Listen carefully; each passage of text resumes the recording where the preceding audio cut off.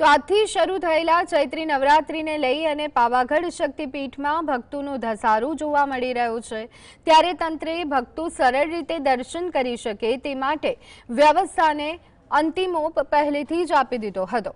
ખાસ કરી અને યાત્રિકોની સુરક્ષા, વિશાળ પાર્કિંગની વ્યવસ્થા સહિતની બાબતો પર પણ ખાસ ધ્યાન રાખવામાં આવ્યું છે। રાત્રિ દરમિયાન ડુંગર પર પગપાળા રસ્તે જતા દર્શનાર્થીઓને અગવડ ન પડે તે માટે આખા રસ્તે લાઇટની વ્યવસ્થા કરવામાં આવી છે।